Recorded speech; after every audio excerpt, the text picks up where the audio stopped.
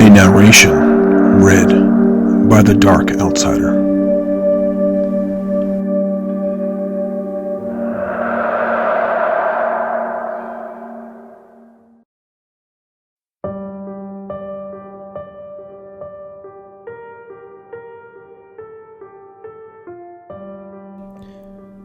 You're awoken from a dreamless sleep by a dull thud from the hallway.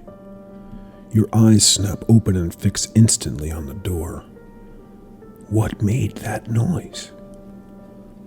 Breathing hard, fear beginning to twitch in your mind, you realize with a shiver that you've kicked your duvet off in your sleep. You quickly grab it, pull it around you, and unconsciously begin to tuck it around yourself tightly as you curl up, leaving no part exposed. You become a warm, safe ball, coiled, leaving only a small gap between the duvet and mattress so you can see out. Pillows becoming shields between your head and the wall. You are briefly reminded of your childhood, hiding from an imaginary boogeyman, but this feels more palpable, more dangerous. Another thud. This time it seems louder, deeper, coming from just outside. Trying to keep calm, you run through all the things it may be. It has to be the pipes in the wall, which have been groaning for weeks now, with ever-increasing frequency and urgency. But they were never this loud or deep. The blind in the bathroom, left to flap by an open window. But you double-check all the doors and windows each night. Perhaps it's your parents returning late and drunk, but they're away on a cruise for another week. Your cat prowling through the house at night, but you put it out that evening. Despite all your desperate reassurances, you feel the fear turn to panic, and you pull the duvet tighter around yourself, reducing your field of vision to a thin chink. Another, the loudest yet, just inches from your door. Your churning brain conjures images straight from your childhood nightmares. Masked psychopaths, giant spiders, shape-shifting creatures, amalgamations of bone and gristle, twitching their way across the floor, scrabbling with twisted limbs to the door handle, then scuttling in with a burst of speed, claws grasping for your quivering body. Another.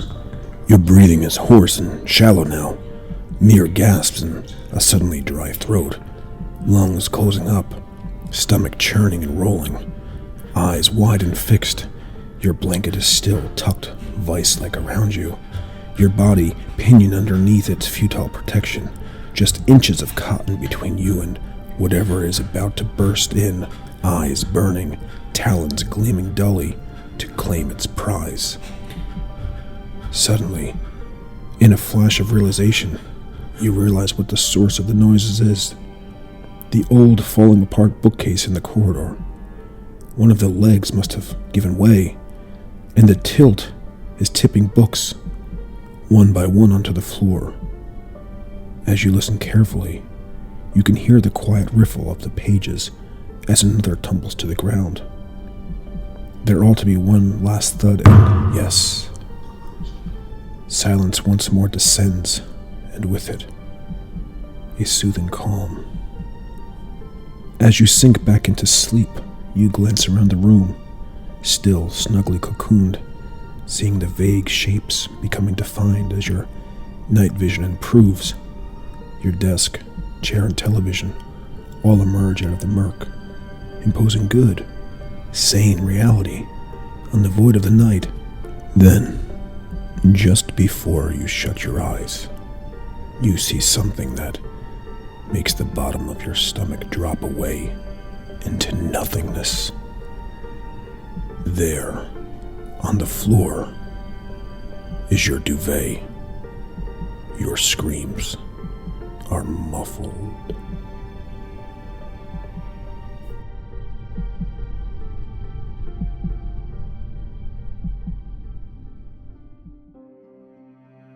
I know this road better than I know myself. I know each of Interstate 85's 250-odd miles. I know that it takes me an average of 3 hours and 26 minutes to drive west from Charlotte to Atlanta, and an average of 3 hours and 29 minutes to make the same trip going eastward. I know the price of gas at a dozen stands, and the closing hours of each fast food shack and greasy diner.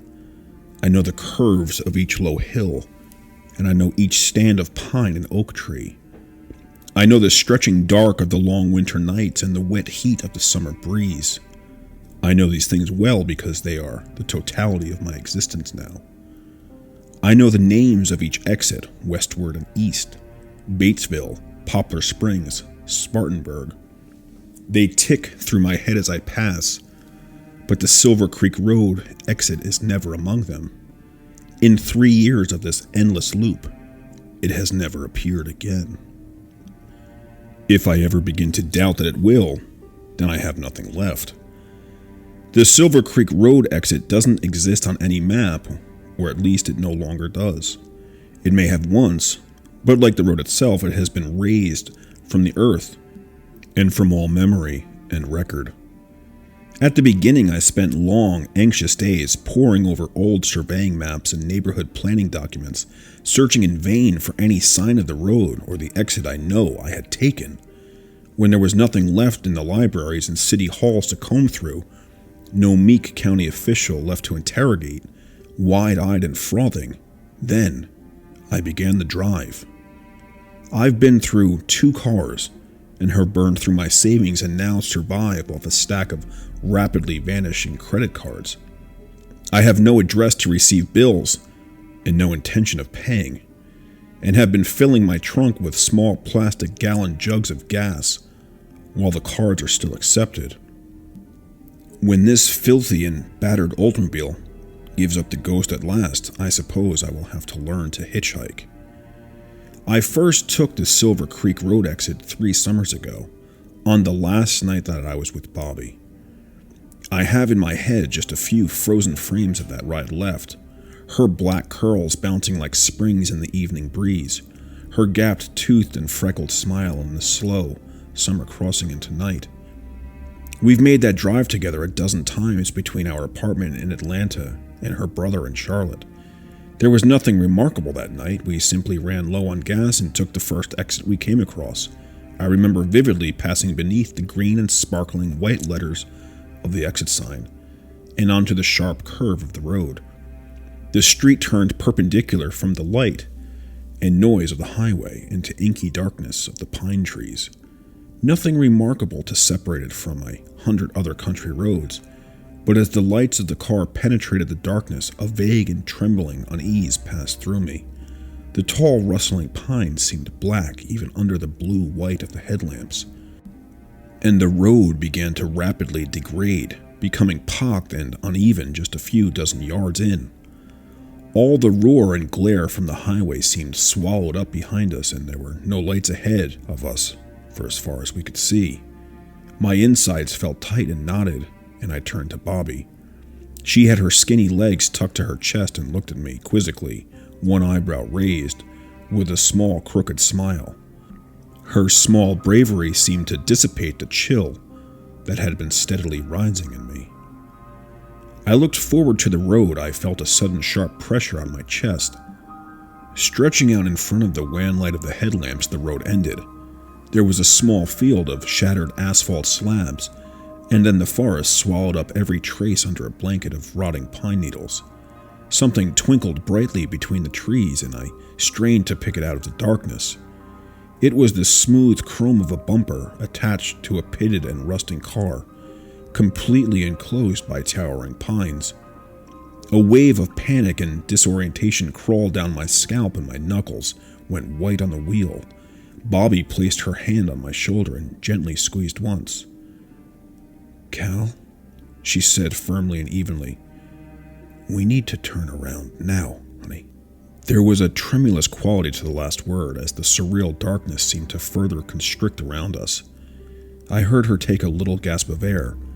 I began to turn the wheel when I realized how narrow the road had become. It had been 2 lanes when we started, I was sure of this, but the forest seemed to be pressing against both sides of the car, far too narrow to turn around.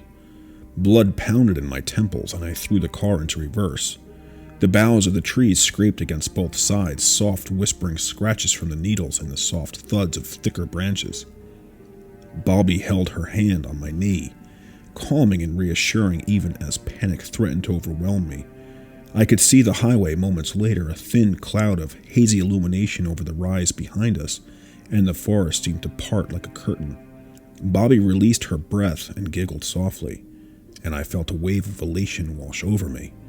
I turned to her to share relieved smiles, and I locked with her dark eyes when the siren sounded, once and sharp in the silence, and bright blue and red strobes flashed through the window.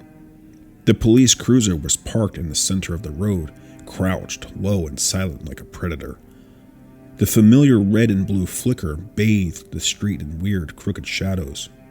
As I turned off the engine, there was the slam of a car door, and I could hear the heavy thud of boots on the road, pacing towards us.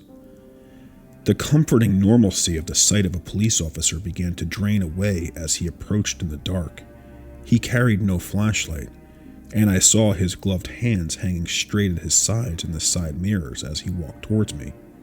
He was dressed in thick winter wear, with his high collar turned up and his hat pulled low. He approached the window, and as he leaned straight from the waist to fix his black and beady eyes on mine, I realized just how thin and tall he was. License and registration. His voice was muffled and thick with a strange and choked drawl, almost unintelligible, and his lips seemed to move in manner counter to the shape of his words. The summer night air around him seemed to grow even warmer. There were no sounds, no wind in the pines, no chirp of insects. I was mesmerized by the strangeness of what seemed, for all the world, to be an absurd imitation of a man. For the second time in as many minutes, I wondered fleetingly if I was dreaming. I could see now that he had no badge and was simply dressed in unremarkable black clothes. The overwhelming fog of dread and panic seemed to condense all at once around me, and singular animal command to flee at once drove my hands forward towards the keys. He was quicker. One black gloved fist slammed into my temple, and a shower of stars exploded over my left eye, and the world tipped sideways. I remember him dragging me from the car, the shocking heat in his grasp, seeming almost to burn. I remember hearing Bobby's screams and seeing in dizzy glimpses her brief flight before being swept into those inhumanly long and slender arms. One glove came off in the struggle, and I saw the pale white hand, like an immense knobby spider, each leg tipped with a black and curved talon. The world swam around me, wild and burning, and I struggled to move my limbs. Bobby was limp in his arms as he approached me again, and I struggled weakly to my feet. Our eyes met in the red and blue strobe. He looked nothing like a man now.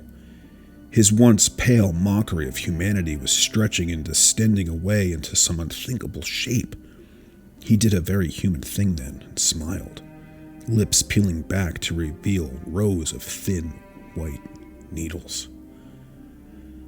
I was running before I knew it, bolting dizzy and weaving down the road. I was vaulting across the shoulder of the highway when my rational mind clawed its way to the surface. "Coward," it screeched to me. My legs shuddered to stop, and sudden painful guilt flooded my lungs like fluid and stole my breath. Bobby's face loomed in my vision, and I felt a profound and clear shame pressing down on me. That's when the car struck me. Sliding out locked and screeched tires, I was tossed into the concrete median, striking the back of my skull. I woke up 3 days later, wrapped in plaster and flooded with morphine. Gaffney, Blacksburg, Kings Mountain. The exits pass by, each one decreasing the chance of seeing Silver Creek Road exit on this go-around. It was impossible to accept in those first few days of maddening research That Silver Creek Road had simply vanished, and so I made the drive myself, carefully reading each sign. When it failed to manifest itself, I made the drive again, this time at night, and then again. Sometimes there is a zen-like quality to the repetition, the familiar patterns of predictability and order, the immutable order of the land, the locked procession of towns and trees is comforting as it continues to grind my hope away like a millstone. Most days I can believe and accept that Bobby is gone. There is always that shadow of doubt, that crystalline thread of hope, but it feels hollow in my hands now. There is one thing I must believe. If it appeared to us once, it will to me again. And if I can find it, that pale horror in a man's skin, I will kill it. If the bullets fail, I need only a few moments to ignite the trunk's cargo and to lure the murdering thing to me. I swear to the stars, I will never stop looking. I'm still here, Cal. Help.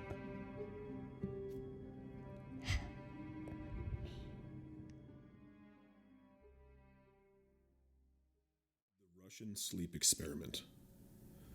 Russian researchers in the late 1940s kept 5 people awake for 15 days using an experimental gas-based stimulant.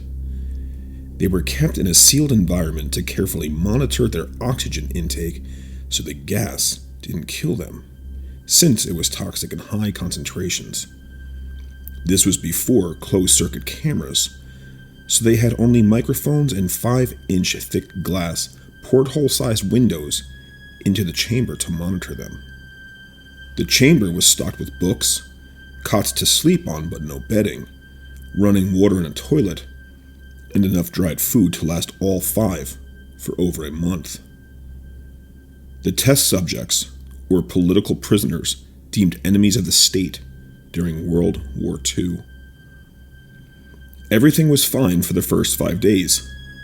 The subjects hardly complained, having been promised, falsely, that they would be freed if they submitted to the test and did not sleep for 30 days.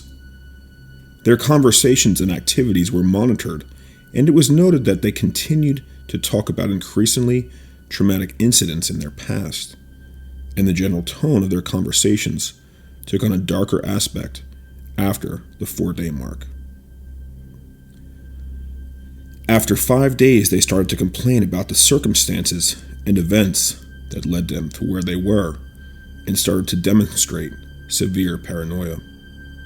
They stopped talking to each other and began alternately whispering to the microphones in one-way mirrored portholes. Oddly, they all seemed to think they could win the trust of the experimenters by turning over their comrades, the other subjects in captivity with them. At first, the researchers suspected this was an effect of the gas itself. After 9 days, the first of them started screaming. He ran the length of the chamber repeatedly yelling at the top of his lungs for 3 hours straight.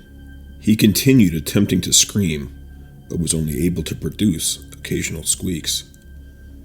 The researchers postulated that he had physically torn his vocal cords. The most surprising thing about this behavior is how the other captives reacted to it, or rather, didn't react to it. They continued whispering to the microphones until the second of the captives started to scream. The 2 non-screaming captives took the books apart, smeared page after page with their own feces, and pasted them calmly over the glass portholes. The screaming promptly stopped. So did the whispering to the microphones. After 3 more days passed, the researchers checked the microphones hourly to make sure they were working, since they thought it impossible that no sound could be coming with 5 people inside. The oxygen consumption in the chamber indicated that all 5 must still be alive. In fact, it was the amount of oxygen 5 people would consume at a very heavy level of strenuous exercise. On the morning of the 14th day, the researchers did something they said they would not do to get a reaction from the captives. They used the intercom inside the chamber, hoping to provoke any response from the captives. They were afraid were either dead or vegetables. They announced, "We are opening the chamber to test the microphones. Step away from the door and lie flat on the floor, or you will be shot. Compliance will earn one of you your immediate freedom." To their surprise, they heard a single phrase in a calm voice response. "We no longer want to be freed." Debate broke out among the researchers and the military forces funding the research. Unable to provoke any more response using the intercom, it was finally decided to open the chamber at midnight on the 15th day. The chamber was flushed of the stimulant gas and filled with fresh air, and immediately voices from the microphones began to object. 3 different voices began begging, as if pleading for the life of loved ones to turn the gas back on.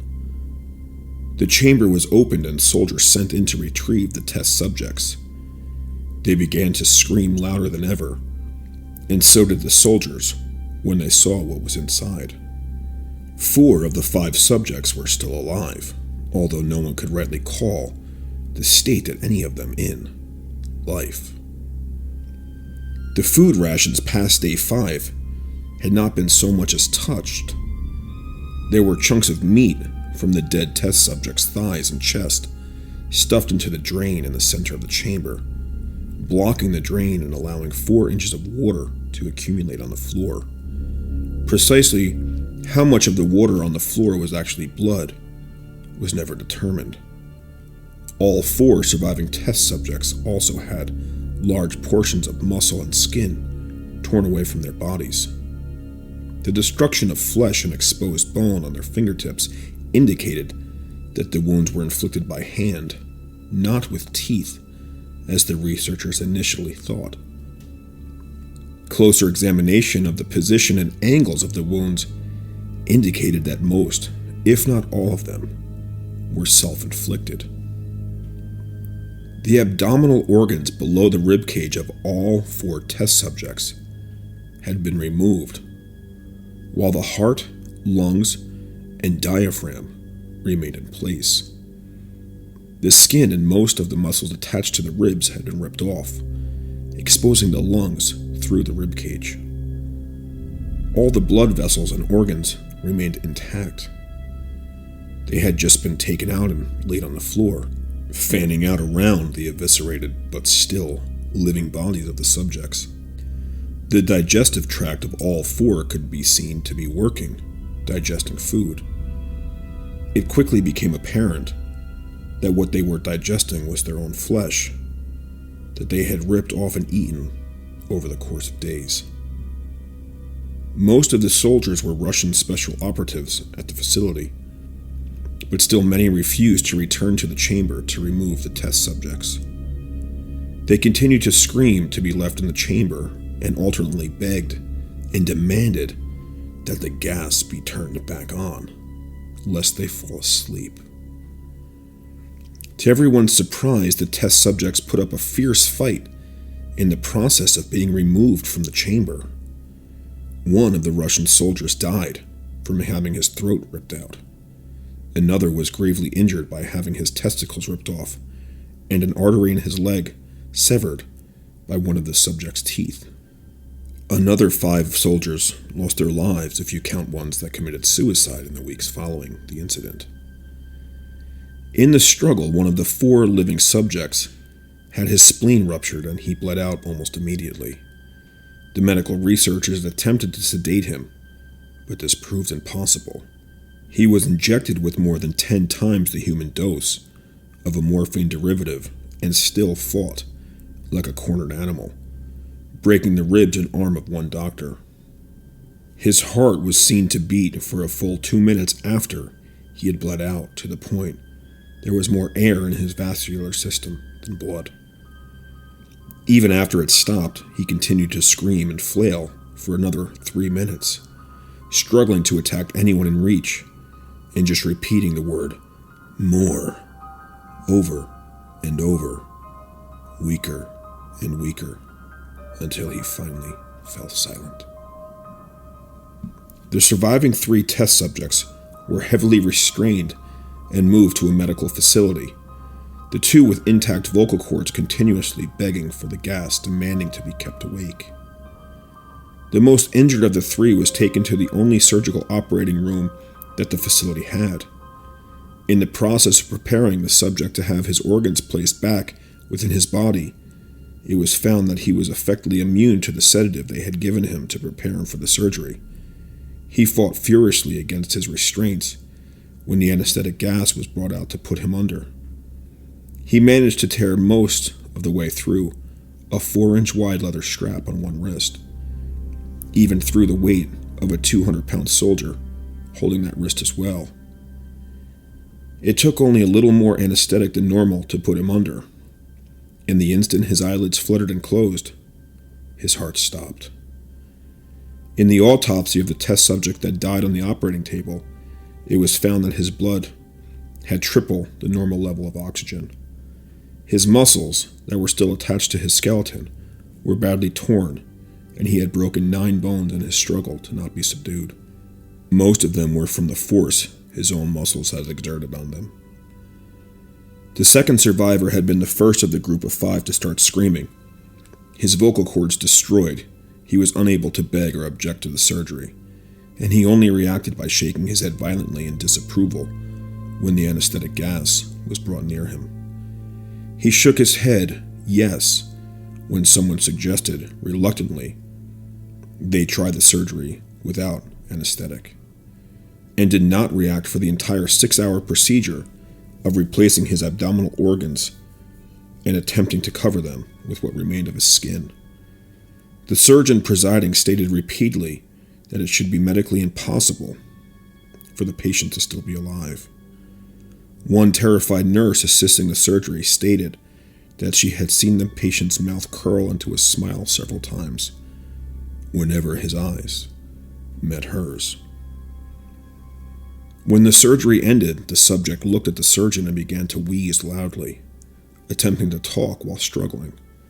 Assuming this must be something of drastic importance, the surgeon had a pen and pad fetched so the patient could write his message. It was simple. Keep cutting. The other 2 test subjects were given the same surgery, both without anesthetic as well. Although they had to be injected with a paralytic for the duration of the operation, the surgeon found it impossible to perform the operation, while the patients laughed continuously. Once paralyzed, the subjects could only follow the attending researchers with their eyes. The paralytic cleared their system in an abnormally short period of time, and they were soon trying to escape their bonds. The moment they could speak, they were again asking for the stimulant gas. The researchers tried asking why they had injured themselves, why they had ripped out their own guts, and why they wanted to be given the gas again. Only one response was given: I must remain awake. All 3 subjects' restraints were reinforced, and they were placed back into the chamber awaiting determination as to what should be done with them. The researchers, facing the wrath of their military benefactors for having failed the stated goals of their project, considered euthanizing the surviving subjects. The commanding officer, an ex-KGB, instead saw potential and wanted to see what would happen if they were put back on the gas. The researchers strongly objected, but were overruled. In preparation for being sealed in the chamber again, the subjects were connected to an EEG monitor and had their restraints padded for long-term confinement. To everyone's surprise, all 3 stopped struggling the moment it was let slip that they were going back on the gas. It was obvious that at this point all 3 were putting up a great struggle to stay awake. One of the subjects that could speak was humming loudly and continuously. The mute subject was straining his legs against the leather bonds, with all his might, first left, then right, then left again, for something to focus on. The remaining subject was holding his head off his pillow and blinking rapidly. Having been the first to be wired for EEG, most of the researchers were monitoring his brainwaves in surprise. They were normal most of the time, but sometimes flatlined inexplicably. It looked as if he were repeatedly suffering brain death before returning to normal. As they focused on paper scrolling out of the brainwave monitor, only one nurse saw his eyes slip shut at the same moment his head hit the pillow. His brainwaves immediately changed to that of deep sleep, then flatlined for the last time, as his heart simultaneously stopped. The only remaining subject that could speak started screaming to be sealed in now. His brainwaves showed the same flatlines as one who had just died from falling asleep. The commander gave the order to seal the chamber with both subjects inside, as well as 3 researchers. One of the named 3 immediately drew his gun and shot the commander point blank between the eyes, then turned the gun on the mute subject and blew his brains out as well. He pointed his gun at the remaining subject, still restrained to a bed as the remaining members of the medical and research team fled the room. "I won't be locked in here with these things. Not with you," he screamed at the men strapped to the table. "What are you?" he demanded. "I must know." The subject smiled. "Have you forgotten so easily?" the subject asked. "We are you. We are the madness that lurks within you all, begging to be free at every moment in your deepest animal mind. We are what you hide from in your beds every night. We are what you sedate into silence and paralysis when you go to the nocturnal haven where we cannot tread." The researcher paused, then aimed at the subject's heart and fired. The EEG flatlined as the subject weakly choked out. "So nearly."